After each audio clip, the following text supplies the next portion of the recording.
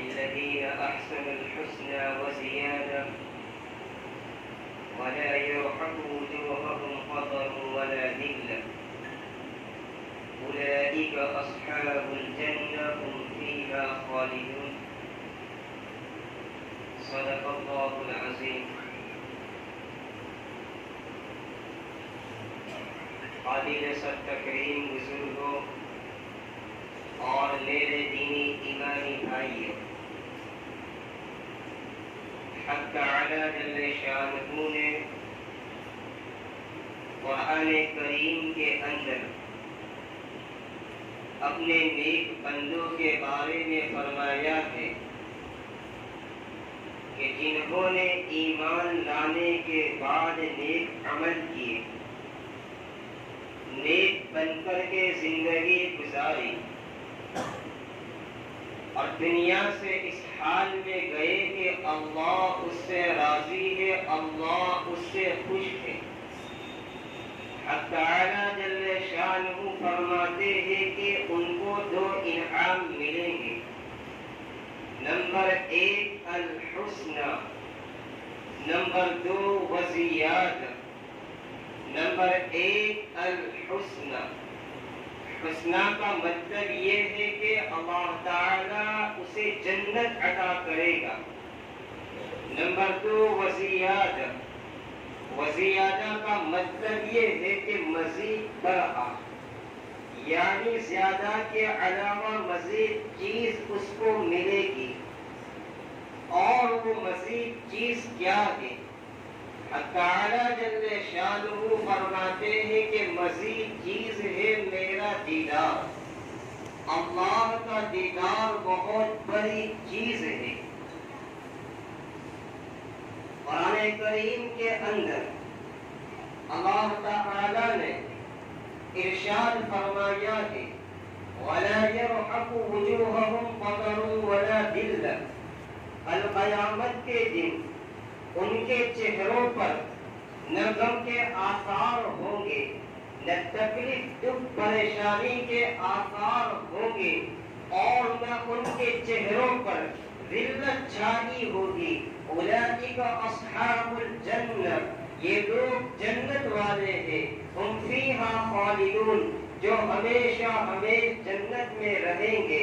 اس دنیا کے متعلق اللہ تعالیٰ نے قرآن کریم کے اندر جگہ جگہ فرمایا ہے کہ یہ دنیا دار الغرور ہے اور آخرت کو دار السرور فرمایا. یہ دنیا دھوکے کا گھر ہے، یہ دنیا ختم ہونے کا گھر ہے، یہ مکری کا جالا ہے، یہ مچھر کا پر ہے. اور آخرت کو خوشیاں کا گھر کہا. اور خوشیاں اللہ تعالیٰ نے اپنی اطاعت میں رکھی ہے، خوشیاں اللہ تعالیٰ نے اپنی فرما برداری میں رکھی ہے، خوشیاں اللہ تعالیٰ نے اس کے نبی کی اتباع میں رکھی ہے، خوشیاں اللہ تعالیٰ نے اپنے دین کے اندر مقدر فرمائی ہے.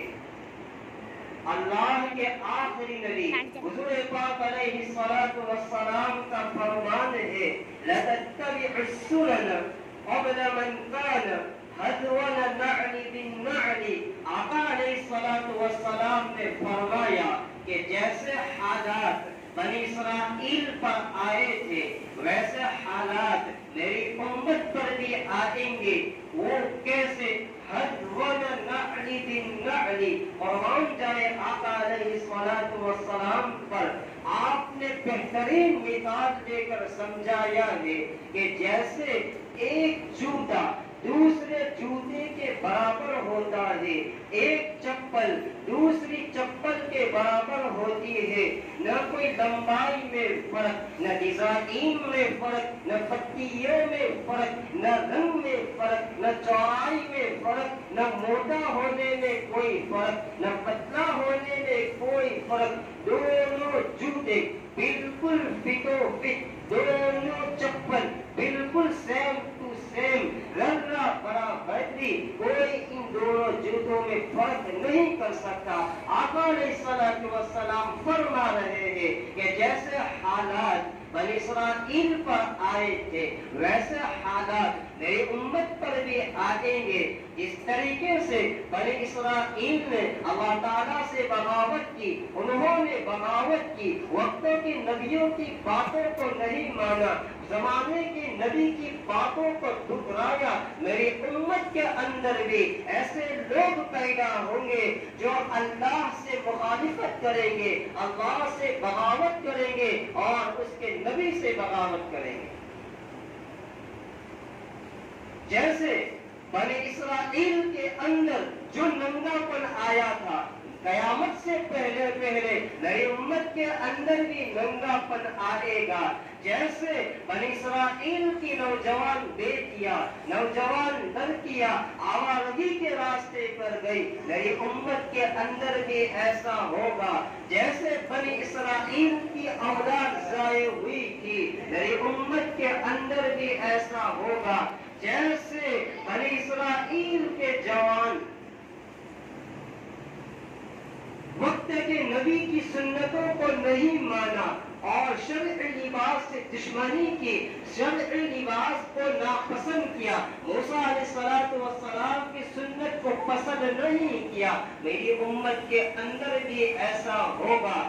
جیسے بنی اسرائیل کے نوجوانوں نے اونٹوں کے کوہان کی طرح بال رکھے تھے، میری امت کے اندر بھی ایسا ہوگا۔ کیا مطلب؟ آقا علیہ السلام کا فرمان ہے کہ امت کو کہو کہ قضا سے بچے۔ قضا اسے کہا جاتا ہے کہ آگے کے بال کچھ بڑے، پیچھے کے چھوٹے، کہیں ادھر سے کٹنگ کروا دی، کہیں ادھر سے کٹنگ کروا دی، کہیں بیچ میں کچھ پھول بنا دیا۔ آقا نے فرمایا ہے اور اس سے منع کیا ہے، اس سے روکا ہے۔ تو جس طریقے سے بنی اسرائیل کے نوجوانوں نے اونٹوں کے کوہان کی طرح بال رکھے تھے، میری امت کے اندر بھی ایسا ہوگا۔ میرے بھائیوں، اولاد اللہ تعالیٰ کی دی ہوئی عظیم نعمت ہے، اولاد اللہ تعالیٰ کی طرف سے عطا کردہ عظیم تحفہ ہے۔ جن راستوں کے اوپر بنی اسرائیل چلے تھے، انہی راستوں پر آقا نے فرمایا میری امت کے لوگ بھی چلیں گے۔ اللہ تعالیٰ میری اور قیامت تک آنے والی ہماری نسلوں کی حفاظت فرمائے۔ قیامت سے پہلے وہی سب کچھ دیکھنے کا ملے گا جو بنی اسرائیل نے دیکھا تھا، جو ان کے پادریوں نے دیکھا تھا، جو ان کے راہبوں نے دیکھا تھا، جو ان کے علماء نے دیکھا تھا۔ آقا نے فرمایا قیامت سے پہلے اور وہ زمانہ آئے گا جو بنی اسرائیل کے اندر آیا تھا۔ تو اولاد اللہ تعالیٰ کی دی ہوئی عظیم نعمت ہے، اولاد کی طرف توجہ دینا ضروری ہے، خاص طور پر لڑکیوں کے باپ میں۔ ان کے اندر جو رسم و رواج آ رہے ہیں، غیروں کے اندر جو رسم و رواج ہے، یہود و نصارہ کے اندر جو رسم و رواج ہے، ہمارے اندر بھی وہ رسم و رواج آ رہے ہیں، ہمارے اولادوں کے اندر بھی یہ رواج آ رہے ہیں۔ بچے اور اسلام کا کیا تعلق؟ بچے اور اسلام کا کیا جوڑ؟ اسلام کے اندر عظیم عظیم ہستیاں پیدا ہوئی، زمین کے اوپر آقا علیہ السلام سے بڑھ کر کوئی ہستی پیدا نہیں ہوئی، کائنات کے اوپر آقا علیہ السلام سے بڑھ کر نبی کی شکل میں کوئی ہستی وجود میں آئی ہی نہیں، لیکن صحابہ نے کبھی آپ کی بدلے نہیں بنائی، کبھی آپ کی بدلے پر صحابہ نے کیک نہیں کاٹی، کبھی موم بتی نہیں جلائی، کبھی چاکلیٹ کو تقسیم نہیں کیا۔ صحابہ کے زمانے میں یہ مصیبت اور بلا تھی ہی نہیں، تابعین تابعین کے زمانے میں یہ مصیبت نہیں تھی، اور ہمارے بڑے بزرگوں کے اندر بھی، ہمارے جو آبا و اجداد تھے ان کے اندر بھی یہ رسم اور یہ بلا نہیں تھی۔ اسی کے ساتھ ساتھ اور ایک برائی ہمارے معاشرے میں آئی ہے، ایک اور رواج ہمارے معاشرے کے اندر آیا ہوا ہے جن کو آج کے کلچر میں نام دیا ہے اینیورسری۔ کیا مطلب اینیورسری؟ مثلاً کسی کی شادی فلاں مہینے کی فلانی ڈیٹ پر فلانی تاریخ کو ہوئی تھی، آئندہ سال وہ مہینہ اور وہ ڈیٹ آئی، یہ دیہاتوں کے اندر تو یہ بنا اور یہ رسم اور یہ طریقہ کم دیکھنے کو ملا ہے، لیکن شہروں کے اندر بڑے زور شور پر ہے۔ باقاعدہ ہوٹلیں بک کروائی جاتی ہے، کارڈ چھپوائے جاتے ہیں، لوگوں کو دعوت دی جاتی ہے اور ایک جگہ جمع کیا جاتا ہے، کھانا پکایا جاتا ہے اور خوشیاں منائی جاتی ہے اور کہا جاتا ہے کہ آج ہماری اینیورسری ہے، یعنی شادی کے 1 سال مکمل ہو چکے۔ کیا شادی کے 1 سال مکمل ہو چکے ہیں؟ ارے بھائی تو یہ کہاں سے لے کر آیا؟ پہلے تو یہ دیکھ لی کہ 1 سال تو نے بیوی کے ساتھ محبت کے ساتھ گزارا ہے یا ڈرتے ڈرتے گزارا ہے؟ 1 سال بیوی کے ساتھ کیا الفت کے ساتھ گزارا ہے یا جگڑتے جگڑتے؟ کیا سنت کے مطابق تو نے بیوی کے منہ میں لقمہ دیا تھا یا بیوی کے منہ سے لقمہ چھینا تھا نفرت کی بنیاد پر؟ آقا علیہ السلام نے جو سنساری زندگی بتلائی تھی اسی کے مطابق انہیں زندگی گزاری۔ اللہ اور اس کے رسول نے جو طریقہ دیا تھا اور جس طریقے سے زندگی گزارنے کو تجھے بتلایا تھا اسی کے مطابق بیوی کے ساتھ تمہیں زندگی بسر کی، یا اس میں کچھ کمی نہیں ہے؟ وہ پہلے تھے اور شروع ہو جاتے ہیں آج کے ہمارے نوجوان کے چلو اینیورسری مناتے ہیں۔ یہ مصیبت تو کہاں سے لایا؟ یہ یہود اور نصارہ کی طرف سے۔ اسی لیے میرے بھائیوں میں عرض کر رہا تھا اپنی اولادوں کی طرف خاص توجہ دو۔ ہماری اولاد غیروں کے راستے پہ جا رہی ہے، ان کے ایمان کی فکر کرو، ان کے عقیدے کی فکر کرو، ان کی دینی اور مذہبی اور اسلامی تعلیم کی فکر کرو۔ کوئی توجہ نہیں والدین کی طرف سے اولاد کے بعد میں، آوارہ چھوڑ دیا گیا ہے۔ الا ماشاء اللہ بعض ایسے احباب ہیں جو اولاد کی طرف خاص توجہ رکھتے ہیں، لیکن 90% دیکھا گیا ہے کہ اولاد کو ایسے بے سہارا چھوڑ دیا گیا۔ ضرورت اس بات کی ہے کہ ہم اپنی اولاد کو دینی تعلیم کی فکر کریں، ان کو قرآن کی تعلیم دلائی جائے۔ قرآن کی طرف بے رغبتی ہو چکی ہے ہماری، قرآن کی طرف کوئی توجہ نہیں ہے، دینی اور مذہبی طریقے کی طرف ہماری کوئی توجہ نہیں۔ ان قرآن کی خدمت کرنے والے کو معمولی نہ سمجھو، قرآن پڑھنے والے کو معمولی نہ سمجھو، ان کی تعظیم کرنا اپنے لیے ضروری سمجھو۔ اسی قرآن کی بدولت اور قرآن کی خدمت کرنے والے ہیں جو، اور قرآن جو پڑھ رہے ہیں ان کی بدولت اللہ مجھے اور آپ کو روزی کھلا رہے ہیں۔ ان کی وجہ سے آج ہم زندہ ہیں، اس دھرتی کے پر ہم چل رہے، قرآن کی خدمت کرنے اور قرآن پڑھنے والوں کی بدولت ہے۔ ان کا مقام ہم نے نہیں پہچانا، ان کا مقام آقا نے ہمیں بتلایا ہے۔ کوتاہی اور کمی میرے اندر ہے کہ قرآن پڑھتے ہیں اور جو قرآن پڑھاتے ہیں ان کا مقام کو ہم نے نہیں پہچانا۔ آپ لوگ بڑے خوش قسمت ہو، آپ سعادت مند ہو کہ آپ کے علاقے میں اللہ تعالیٰ نے عظیم قرآن کی خدمت لے رہے ہیں آپ کے علاقے کے اندر سے، اور یہ زمین اللہ نے چوائس اور پسند کیا ہے۔ ان کے اندر جو خدمات کر رہے ہیں اور جو بیچارے محنتیں کر رہے ہیں ان کے لیے دعائیں فرمائیے آپ۔ یہ آپ کا حق بنتا ہے کہ جس کا نام دیا باغ سعادت، اگر اس باغ کو آپ پانی دیں گے میں امید کرتا ہوں اللہ آخرت میں آپ کے باغوں کو بھی بلند گلزار بنا دیں گے۔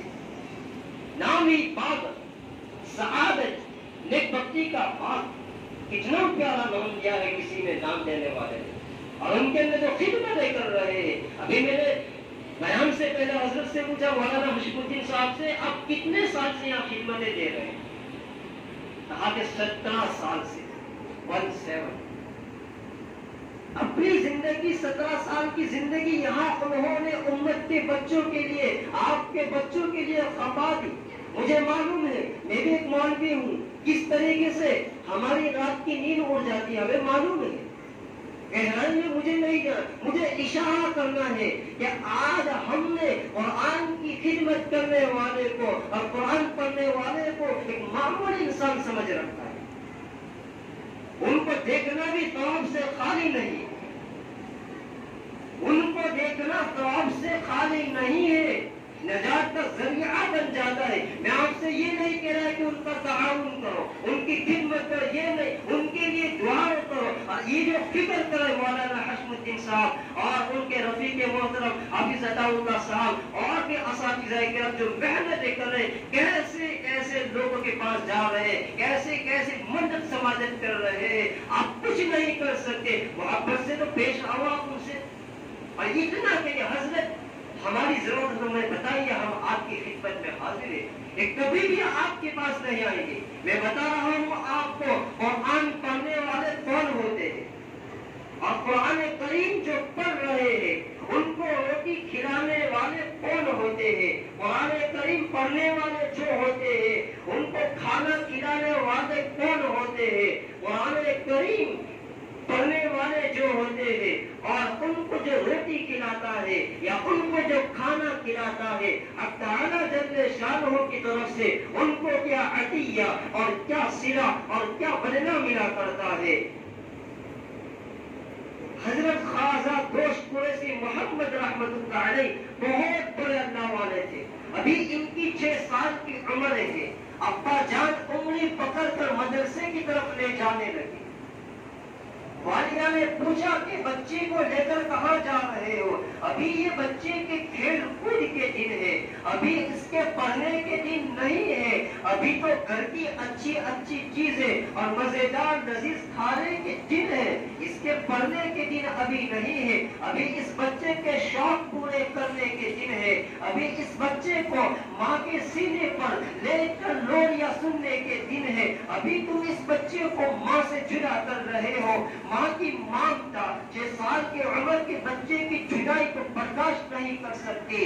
خواجہ صاحب فرماتے ہیں کہ میرے والد صاحب نے مجھے گھر سے باہر نکل کر باہر کھڑا کر دیا اور انگلی کا اشارہ کرتے ہوئے امی کی طرف اور یہ کہا کہ آج تو بچے کی جدائی کو برداشت کر لے، کل جب تیرا یہ بچہ حافظ قرآن بن جائے گا، اگر ہم زندہ رہے تو بہاریں انوارات اور برکات انہی آنکھوں سے دیکھیں گے، اور اگر موت آ گئی تو یہ بچہ مصلی کے اوپر کھڑا ہو کر قرآن کریم پڑھے گا، قرآن کا نور حق تعالیٰ جل شانہ فرشتوں کے ذریعے سے میری اور تیری قبر میں پہنچائے گا۔ خواجہ صاحب فرماتے ہیں کہ میرے والد صاحب مجھے مدرسے لے کر پہنچ گئے، مدرسے میں اور بھی بچے قرآن پڑھ رہے تھے، استاد کے پاس بیٹھ گئے، استاد نے پوچھا کہاں سے آئے ہو؟ فلانی جگہ، کیوں آنا ہوا؟ کہا بچے کو لے کر اس وجہ سے، کہا قرآن کا حافظ بنانے کے لیے۔ استاد نے اپنی نگاہ اونچی اور یہ کہا یہاں قرآن کی دولت تو ملے گی لیکن روٹی کا ہمارے پاس کوئی انتظام نہیں، یہاں قرآن کی نعمت تو ملے گی، کھانے کا کوئی بندوبست نہیں، یہاں تعلیم ملے گی لیکن غذا کا کوئی انتظام نہیں اس بچے کے لیے۔ خواجہ صاحب فرماتے ہیں میرے والد صاحب نے استاد محترم کو کہا کہ گھر کے اندر کھانا کم تھا، اگر میرا یہاں لانے کا مقصد بچے کو کھانا کھلانا ہی ہوتا تو کیا گھر کے اندر کھانا کم تھا؟ وہاں تو اچھی اچھی لذیذ مزیدار چیز موجود تھی، اگر روٹی کھلانا ہی مقصد تھا تو کیا گھر کے اندر روٹی کم تھی؟ وہاں تو گھی والی روٹی تھی۔ کیا فرمایا؟ مجھے اچھے سے معلوم ہے کہ یہاں تو دال روٹی کے علاوہ کچھ نہیں ملتا۔ یہاں طلبا بھی بیٹھے ہیں، سننا میری بات دھیان سے، جو طلبا صرف کھانے کے لیے اچھے اچھے مدارس کو تلاش کرتے ہیں، دیکھتے ہیں کہ کون سے مدرسے میں کھانا اچھا ہے، پھر اسی مدرسے کو چوائس کرتے ہیں، یاد رکھنا مدرسہ بھی مل جائے گا، کھانا بھی مل جائے گا، لیکن آخر میں نتیجہ کیا ہوگا کہ آپ جو کھانا کھانے کے لیے یعنی اچھا کھانے کے لیے جو مدرسہ تلاش کرتے ہیں ان طلبا کو آپ دیکھو گے تو بازار کے اندر سبزی کی لاری کو دھکا دیتا ہوا نظر آئے گا، یا فروٹ کی لاری محلے کے اندر گھسیٹتا ہوا نظر آئے گا، یا کپڑے کی پھیری لگاتے ہوئے گاؤں گاؤں گھومتا نظر آئے گا۔ تو خواجہ صاحب کے والد صاحب فرماتے ہیں، میں نے کہا استاد سے آپ صرف قرآن پڑھا ہو، استاد نے پھر کہا پھر روٹی کا انتظام کہاں سے ہوگا؟ میرے والد صاحب نے آسمان کی طرف یہ ہاتھ کو اٹھایا اور قرآن کریم کی آیت شریفہ تلاوت کی، وَفِي السَّمَاءِ رِزْقُكُمْ وَمَا تُوعَدُونَ۔ اگر اللہ پاک نے رزق زمین میں نہیں رکھا ہے، اللہ تعالیٰ نے روٹی اور کھانا زمین میں نہیں رکھا ہے، اللہ رزق روٹی اور کھانا آسمان میں رکھا ہے۔ اگر اللہ نے ہمیں پیدا کیا ہے تو روٹی کا انتظام کرنا اس کے لیے کوئی مشکل کام نہیں۔ خواجہ صاحب آگے فرماتے ہیں، میرے والد صاحب مجھے مدرسے میں چھوڑ کر چلے گئے۔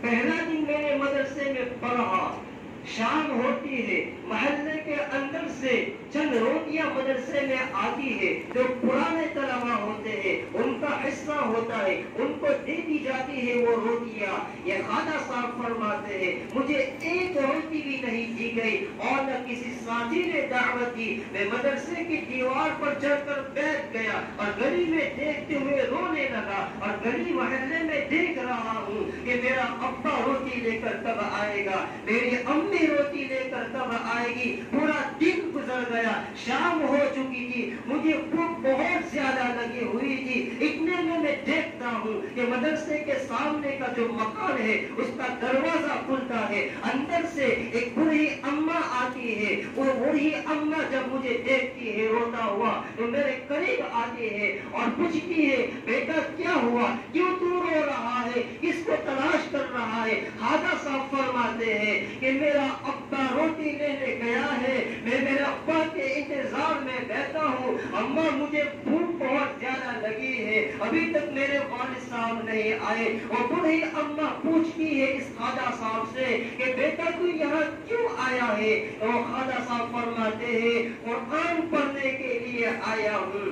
اماں فرماتی ہے بیٹا لگتا ہے اللہ نے میری دعا قبول کر لی ہے۔ خواجہ صاحب فرماتے ہیں اماں کیا بات ہے؟ کہا بیٹا میں اکیلے ہوں، میرے شوہر کا انتقال ہو چکا ہے، میں بے اولاد ہوں، میری کوئی اولاد نہیں اور میں بے سہارا ہوں۔ روزانہ ایک روٹی پکاتی ہوں، جب کھانا کھانے بیٹھتی ہوں تو دل نہیں لگتا کھانے کا، جی نہیں لگتا روٹی کھانے کا۔ میں روزانہ اللہ سے دعا کرتی ہوں اللہ ساتھ میں کھانے والا کوئی بھیج دے، اللہ ساتھ میں کھانے والا کوئی بھیج دے۔ بیٹے اللہ نے مجھے بھیج دیا ہے میرے ساتھ روٹی کھانے والا۔ آج کے بعد ایک روٹی نہیں پکے گی، آج کے بعد 2 روٹیاں پکے گی۔ اور بیٹا تو روٹی کی فکر نہ کر، تو صرف اللہ کا قرآن پر، روٹی میں پکا کر لاؤں گی اور تجھے کھلاؤں گی۔ خواجہ صاحب فرماتے ہیں میں مدرسے میں آ گیا اور پڑھنا شروع کرتا ہوں۔ مدرسے کی چھٹی ہوتی ہے، میں دیکھتا ہوں کلاس سے باہر اماں روٹی لے کر کھڑی ہوئی ہوتی ہے، ہم دونوں ماں بیٹے روٹی ساتھ میں کھاتے ہیں۔ یہاں تک کہ میں پڑھتا رہا قرآن کریم میں نے مکمل کر لیا، میں قرآن کا حافظ بن گیا، میں مکمل حفظ کر لیا۔ میں نے سوچا سب سے پہلے جو روٹی کھلانے والی اماں ہے ان کو بشارت دوں، ان کو خوشخبری سناؤں۔ یہاں تک کہ میں خوشخبری سنانے کے لیے جیسے ہی مدرسے کے باہر گیا تو میں نے دیکھا کہ جس مکان سے روٹیاں آیا کرتی تھی اس مکان کے قریب 2-4 آدمی کھڑے ہیں۔ میں قریب گیا، میں نے پوچھا کیا بات ہے؟ کہا اتنے میں ایک آدمی میرے قریب آتا ہے، میرے سر پہ ہاتھ رکھتا ہے اور یوں کہا بیٹا جو اماں تجھے روٹی پکا کر کھلا رہی تھی رات میں ان کا انتقال ہو چکا ہے، رات میں ان کا انتقال ہو چکا ہے۔ خواجہ صاحب فرماتے ہیں دیوار کا سہارا لے کر میں بیٹھ گیا اور رونے لگا کہ یہی تو وہ میرا سہارا تھا جس نے مجھے اس قابل بنایا تھا اور یہ کہا تھا بیٹے روٹی کی فکر نہ کرنا، روٹی پکا کر میں لاؤں گی۔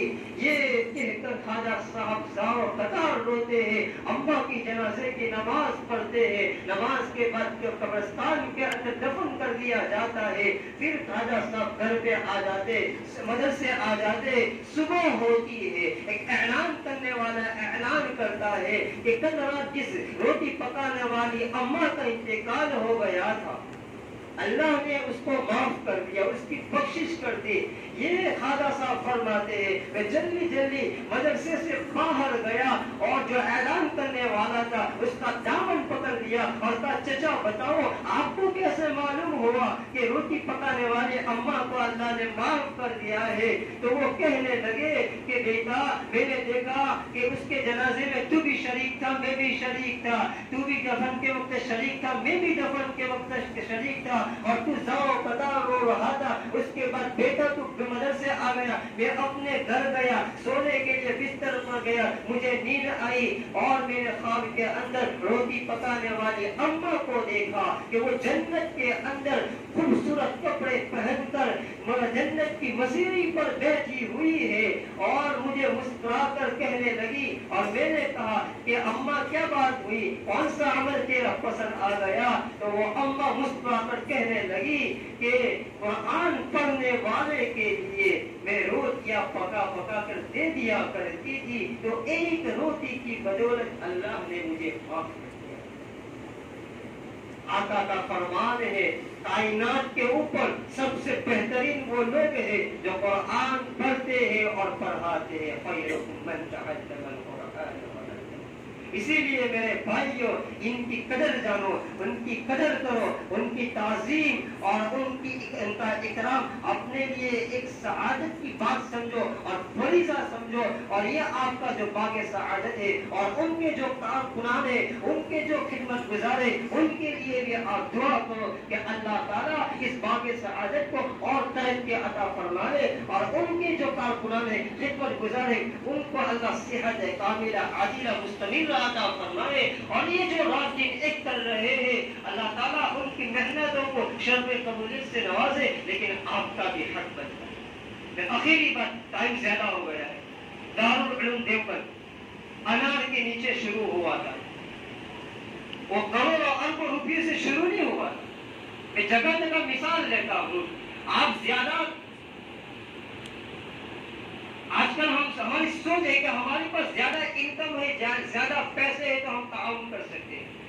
اللہ کو تو ایک روپیہ بھی اگر اخلاص سے دیا ہوا ہے تو کل قیامت کے اللہ تعالیٰ احد پہاڑ سے برابر کر کے آپ کو ثواب دیں گے۔ تو زیادہ نہیں کر سکتے، میں اتنا کہتا ہوں، اس میں آپ کا بھی فائدہ۔ اپنے گھر کے اندر 2 باکس رکھو، اپنی زبان میں ڈبے کہتے، گلے کہتے پیسوں کے، اور خود آپ ایک معمول بنا لو کہ ایک گلے کے اندر 5 روپیہ صدقے کی نیت سے ڈالو، اور دوسرے گلے میں آپ للہ کی نیت سے ڈال دو، اس میں نیت کر لو خود کی، اپنی فیملی کی، اپنے ماں باپ کی، بچوں کی، بیوی کی، رشتہ امت کی نیت کر لو۔ اب ایک آدمی 5 روپیہ نہیں ڈال سکتے، 1 روپیہ ڈال دے وے، ایک ڈبے میں تو 30 دن کے 30 روپیے، دوسرے ڈبے میں 60 روپیہ ہو گئے۔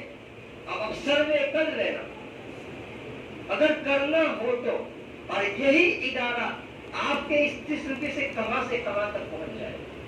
اسی لیے آپ خود کوشش کرو کہ یہ ادارہ ہم چلائیں، مطلب اس کی ترقی کے لیے ہم سے جتنا ہو سکے گا ہم کرتے رہیں گے۔ اللہ تعالیٰ